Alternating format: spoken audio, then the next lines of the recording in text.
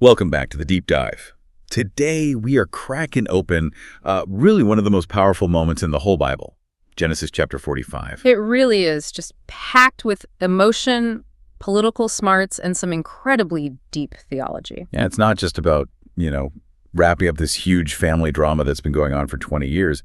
It actually sets a course strategically for the entire future of Israel. Exactly. And the sources we're looking at today give us this, really dense, multi-layered view of this chapter. We're not just skimming the story. No, this is a real textual excavation. Right. And our mission for you, listening in, is to really explore that emotional explosion Joseph manages, the politics kind of hidden under the surface, and that stunning theological idea, the claim that God was actually working through the terrible things that happened to Joseph, to save lives. So this deep dive is kind of your shortcut to understanding these huge themes. Yeah. Restoration, repentance, mercy, all in this one incredibly dramatic package. Definitely. So maybe a quick recap of the what actually happens.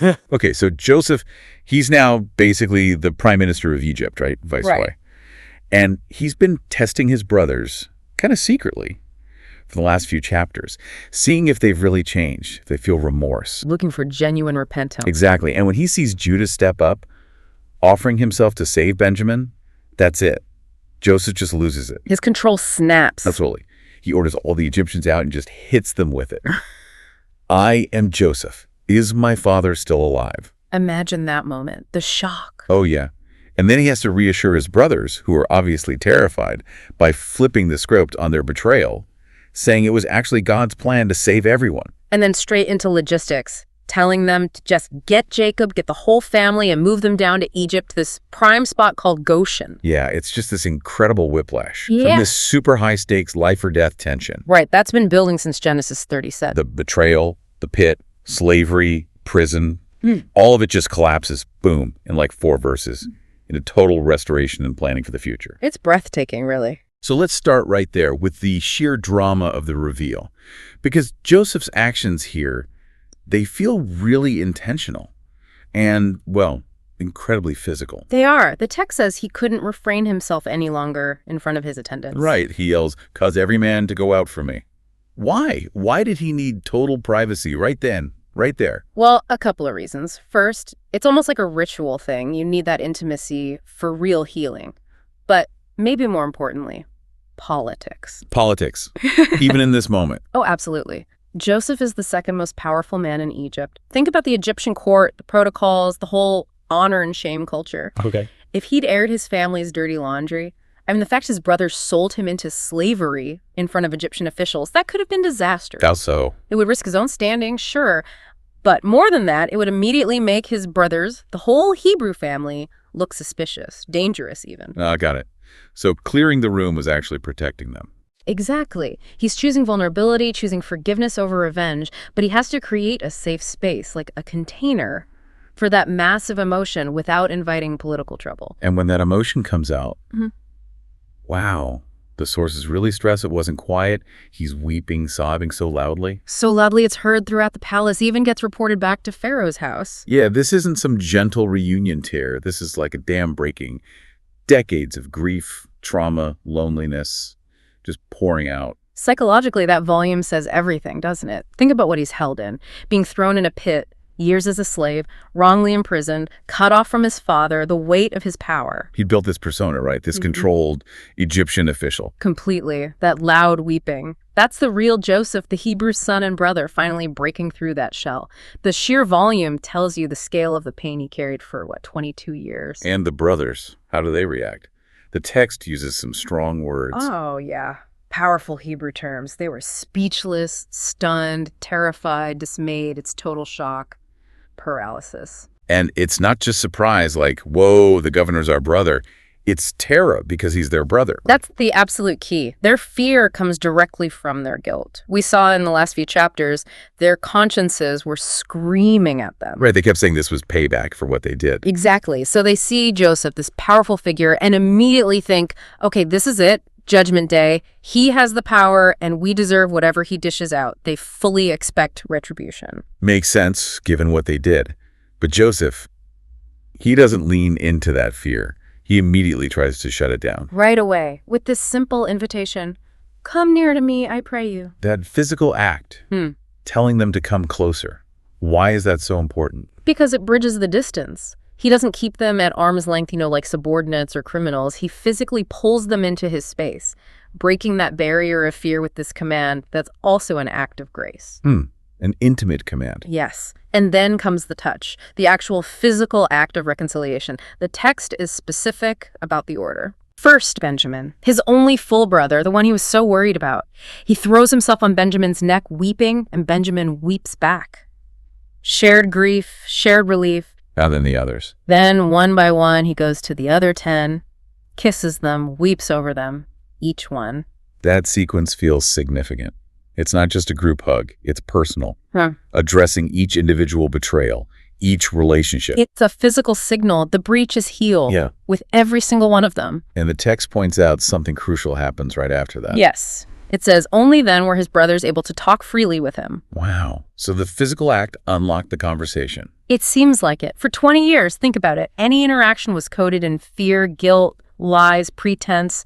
That physical show of genuine, heartfelt forgiveness just melted away the shame, the fear, the awkwardness. The catharsis opened the door for real dialogue. Yeah, for the first time. Yeah. And for the real healing of the family to begin. Okay, so the emotional dam has burst. The physical connection is made. Now the conversation shifts. And it's profound. Joseph gets right into the theology of it all. He does, and he immediately tackles their guilt. But notice, he doesn't pretend they didn't do it. He says flat out, I am Joseph, your brother whom you sold into Egypt. He owns the truth of their action. He doesn't sugarcoat the betrayal. No denial. But then, in the very next breath, he completely reframes what it all means. That's the pivot, isn't it? That's the absolute pivot of the entire Joseph story. He tells them essentially, don't beat yourselves up. Don't be angry with yourselves for selling me. Why? Because, and here's the core theological punch, it wasn't you who sent me here, but God. Okay, let's really unpack this idea of double agency, because it's huge. It sounds like Joseph is letting them off the hook. That's the tension, isn't it? It sounds like that, but he's not actually saying they're innocent. Their action selling him was absolutely wicked. They are morally guilty. That's the human agency side. Right? They made a choice, a terrible choice. But Joseph introduces the other side, divine sovereignty. He says God, in his overarching plan, was able to take their evil act and sort of steer it, weave it into his own good purpose. He repeats that idea multiple times, doesn't he? God sent me. 3 times in just a few verses. It's emphatic. He's drilling this point home. God sent me before you to preserve life. God sent me ahead of you to ensure you have descendants. So it was not you who sent me here, but God. So it's like their sin was real, their motive was evil, but God's purpose overruled their intent. Exactly. It doesn't erase their guilt, but it reframes the outcome. God used their sin, without approving of it, to achieve something they never intended: salvation. So does this mean if they hadn't sold him, God would have just found another way to get Joseph to Egypt to save everyone? Well, that's the implication of sovereignty, isn't it? God's ultimate plan in this case, preserving the family line promised to Abraham, Isaac, and Jacob, wasn't dependent on their obedience or lack thereof. His plan was going to happen. Their evil action became the unlikely instrument of that plan. Precisely. Joseph is teaching them, and us, that even the worst human actions aren't outside of God's control or his ability to bring good from them. Human evil doesn't get the last word. And Joseph spells out that divine purpose very clearly. It wasn't just about him. No, it was about survival, to preserve life, to save your lives by a great deliverance. There were still 5 years of famine left to go. This was about keeping the family, the future nation of Israel, alive. Preventing extinction by starvation. Right. This connects directly back to the covenant God made with Abraham. That promise was literally at risk because of this famine. Joseph's position in Egypt was God's strategic solution to protect that covenant line. And it's fascinating how Joseph talks about his own status in Egypt. He lists all these titles. Yeah, counselor to Pharaoh, father to Pharaoh, manager of his entire household, lord of all his house, ruler over all Egypt. That father to Pharaoh one sounds particularly significant. It's likely a title indicating immense influence and trust. Like the chief advisor, someone Pharaoh relies on deeply. But notice how Joseph frames it. He doesn't say, look how great I am. He says, God made me all these things. So even his power, his success, he attributes directly to God's plan. Yes. His suffering wasn't just for character building, it was strategic placement. God put him in exactly that position of power so he could execute this rescue plan for the family. So the big takeaway here is that God can weave even human wickedness into his larger story of redemption. That's the theological earthquake in these verses. Their sin was used for salvation. Okay, so the air is cleared emotionally, the theology is laid out. What happens next? Joseph doesn't just leave it there. No, he immediately shifts into practical mode. Logistics. His forgiveness isn't just words, it's action. It's materially restorative. Right, he tells them, hurry, go back to my father. Tell him to come down here right away, don't wait. Yeah. There's this real urgency. The clock is ticking on the famine. 5 more years. The move to Egypt is presented as the necessary step to secure the family's future, the lineage. And he's already got a place picked out, Goshen. The text calls it the best part of the land. What's so special about Goshen? Okay, this choice is incredibly smart on multiple levels. Economically, yes, it's fertile land, good for grazing, the fat of the land, as the text says. Good for shepherds, which they were. Exactly, and that's the crucial cultural point, shepherds. Well, in a lot of mainstream Egyptian society, especially around the big cities and religious centers, shepherds were kind of looked down on, sometimes seen as unclean or undesirable. Really, so putting them in Goshen wasn't just about good land, it was about separation. Precisely. Goshen was geographically distinct, likely in the eastern Nile Delta. Putting them there allowed them to maintain their way of life, their pastoral vocation, without constant friction or pressure to assimilate into urban Egyptian culture. So it protected their identity. Yes. It gave them economic dignity and cultural preservation. They could thrive as shepherds, grow as a distinct people without being immediately absorbed. That separation was vital for them eventually becoming the nation of Israel. Goshen secured their survival and their unique calling. And this whole plan, moving his family to Egypt, it gets the official stamp of approval, right? Right. From Pharaoh himself. It does. The news reaches the palace, and Pharaoh and his officials are apparently very happy to hear Joseph's brothers have arrived. That says a lot about Joseph's standing with Pharaoh. Immense trust. Pharaoh doesn't just rubber stamp the plan, he enhances it. He promises them the good of the land of Egypt. He tells them to take official Egyptian wagons or carts back with them. Okay, the wagons, you mentioned them earlier. Why are they such a big deal? Several reasons. First, symbolically, they're Egyptian royal wagons. That's a huge sign of Joseph's status and Pharaoh's personal favor. It's logistical mercy, too, making the journey easier. Like a VIP transport service.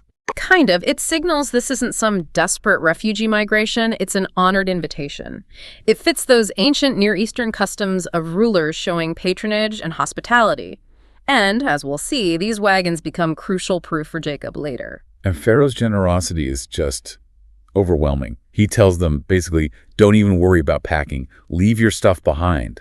The best of Egypt is yours for the taking. It's an incredible act of grace flowing through Joseph, and Joseph adds to it. He gives gifts. What kind of gifts? All the brothers get brand new clothes, changes of raiment. Again, symbolic. It's about restoring honor, wiping away the shame of their past and their current neediness, putting on new clothes for a new beginning. But Benjamin gets something extra. He does. 5 sets of clothes and 300 pieces of silver, a significant amount. Why the special treatment for Benjamin? Well, clearly Joseph has a special affection for his only full brother, but maybe, just maybe, it's also a subtle test for the others. Remember the jealousy over Joseph's special coat? Ah, right. See if they react badly to favoritism again. Possibly, but this time it seems they don't. They accept the grace given to all of them and the extra grace given to Benjamin. It shows growth. And Jacob isn't forgotten. Joseph sends specific provisions for him. Oh, yeah. 10 donkeys loaded with the best stuff from Egypt, luxury goods perhaps.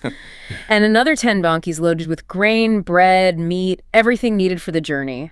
No expense spared, making it easy for Jacob to say yes. So they're loaded up, ready to go back to Canaan with this incredible news and proof.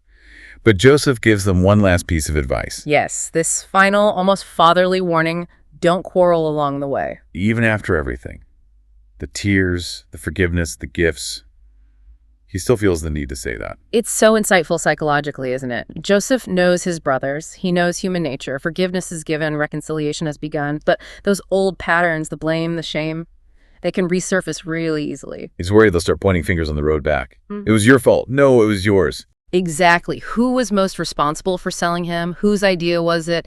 He anticipates that squabbling, that potential for recrimination to poison the reunion before they even get home. So it's a call for unity. Maintain the peace you've just received. Protect the reconciliation. Don't let the old toxicity creep back in. It's a really wise, practical parting word. Hashtag V Jacob's revival and the unseen spiritual dynamics. 25-28. Okay, so the brothers make it back to Canaan. That must have been some journey processing everything. And then they have to tell their father, Jacob or Israel. Yeah, imagine walking in and dropping that bombshell. Joseph, he's alive. Oh, and by the way, he's running Egypt. After Jacob has mourned him as dead for, 22 years, his reaction is just crushing. It really is. The text says his heart fainted or went numb. He just couldn't process it. He couldn't believe his ears. Total disbelief. Why so resistant? Well, think about Jacob. He's old. He's endured so much loss and family turmoil, losing Rachel, the whole Dinah incident, the constant rivalry between his sons, and then the crushing grief over Joseph. He's been burned before. Maybe he thinks it's a cruel joke, or just too impossible to be true. Exactly. Deep, long-held grief creates a kind of protective shell. The source material suggests he's in profound shock, maybe even fearing it's another deception. It's just too good, too unbelievable after decades of certainty that Joseph was gone. So what breaks through? What finally convinces him? It's not just their words, is it? No, words alone weren't enough. It's when he hears everything Joseph said, all the details, and critically, when he saw the wagons that Joseph had sent. The wagons again. The physical proof. They're the clincher. These aren't just any carts, they're Egyptian royal wagons. Tangible evidence of Joseph's power, his position, his resources. They make the unbelievable story real. They bridge that gap between impossible hope and actual reality. Yes. Seeing those wagons, symbols of the viceroy's authority and care, just revives Jacob's spirit. It snaps him out of that numb disbelief into joyous acceptance. And his words then, "It is enough. Joseph, my son, is still alive. I will go and see him before I die." That's a powerful turnaround. It's huge. It's the restoration of hope, joy, and maybe even his faith in God's faithfulness after all these years. The covenant promises feel real again. This whole sequence with Jacob, his near despair and then revival, it kind of hints at deeper things going on beneath the surface, doesn't it? The unseen spiritual side of this story. Absolutely. The narrative strongly implies that God was orchestrating everything behind the scenes. The famine, the brothers' journey, Joseph ending up in Egypt, his rise to power, all of it. Providential orchestration. Exactly. All working towards one goal, Yeah. preserving the covenant family. So if we dig into that spiritual layer, what battles were being won here? Well, first you see a clear victory over guilt. The brothers carried that burden for decades. Joseph's forgiveness, his grace, releases them. That's a spiritual win against the corrosive power of shame and unforgiveness. Okay, that makes sense. What else? Second, Jacob's revival is a victory over despair. Grief and hopelessness were threatening to extinguish his faith, his connection to God's promises. Seeing the wagons, believing Joseph is alive, that's a spiritual resurrection for him. Faith triumphs over despair. And what about the initial act? The brothers selling Joseph out of jealousy and hatred. That's maybe the biggest spiritual twist. That act, born out of darkness, aimed at destroying the favored son, the heir, God completely flips it. Turns the weapon back on itself. Precisely. The very act meant to destroy God's plan becomes the mechanism God uses to fulfill his plan. The jealousy, the hatred, these adversarial forces are thwarted. God uses their evil to strategically place Joseph exactly where he needs to be to save them all. So Joseph's forgiveness isn't just personal. It breaks that whole cycle of family hatred and violence. Yes, it realigns the family with God's redemptive purpose. It stops the destructive pattern and sets the stage for them to become the people God intended, surviving and thriving in Goshen. Tag 6, multi-faceted analysis and modern relevance. All right, let's shift gears a bit from the story itself to analyzing it. This chapter is like a diamond, right? You can look at it from so many angles: psychological, theological, social. Definitely. Let's start with the psychological. Joseph's journey. It's an incredible study in resilience, isn't it? How does he go from being a victim, betrayed, enslaved, jailed, to being this incredibly gracious reconciler? I think the key is his internal framework. He seems to have processed his trauma through a lens of faith while it was happening or shortly after. He doesn't seem bitter. How do you do that? It comes back to that theological reframing we talked about. God sent me ahead.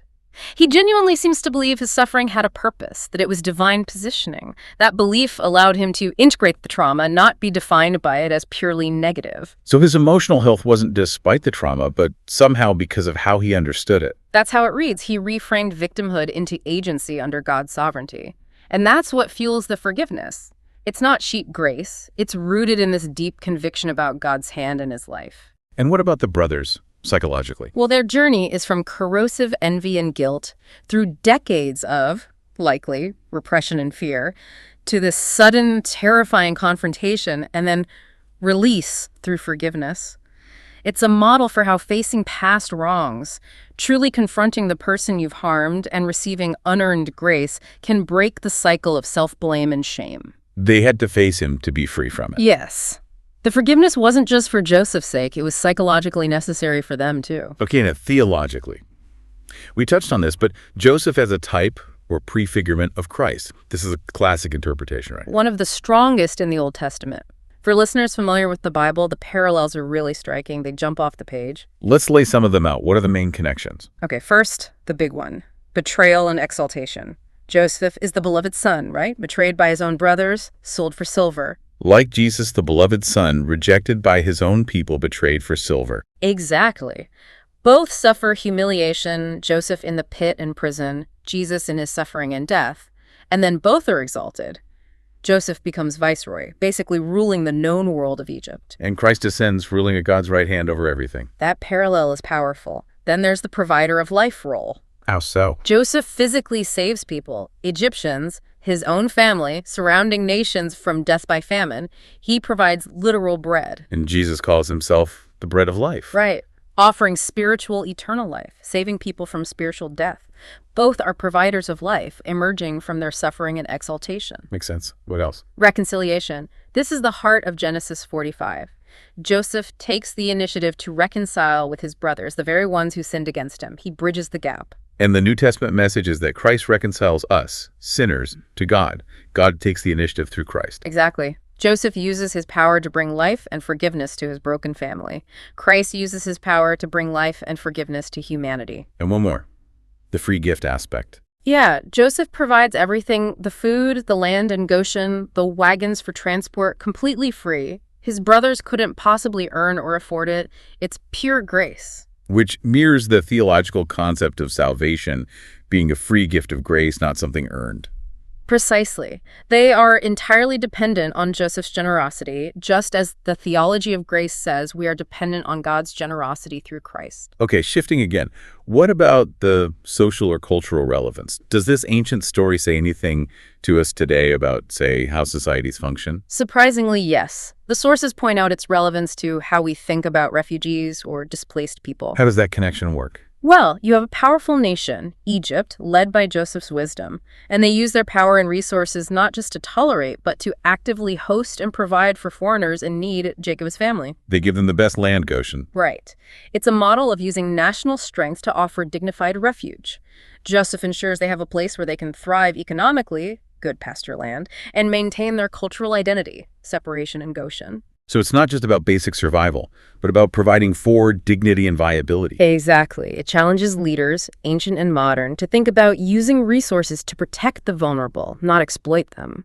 It sets a high ethical bar for how a powerful entity treats outsiders seeking refuge during a crisis. Interesting. And finally, what about us, just as individuals or families? What can we learn from this chapter about our own relationships? Oh, tons.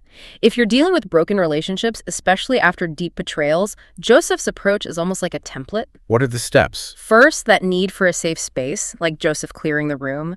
Reconciliation needs privacy and emotional safety. Second, forgiveness needs to be practical. Joseph didn't just say, "I forgive you." He immediately followed up with wagons, food, land. Actions back up the words. So tangible help matters. Immensely. Third, and this is maybe the hardest part, that theological reframing. Trying to see if somehow God might be using even painful experiences for a larger good. That doesn't excuse the wrong, but it can help release bitterness. It basically shows that forgiveness isn't weakness. Not at all. It's incredibly strong. It's a strategic choice that's ultimately more powerful than vengeance, even after years of hurt. That's a timeless lesson for any relationship. Hashtag, tag, outro. So when you boil it all down, Genesis 45 is just this incredible piece of literature and theology. It's about forgiveness, yes, but also about God's meticulous, sometimes hidden plan working through everything. Yeah, it shows how God weaves together human actions, even the sinful ones, the suffering, into this amazing tapestry of redemption. Nothing is wasted in his plan. And it paints a picture of leadership too, doesn't it?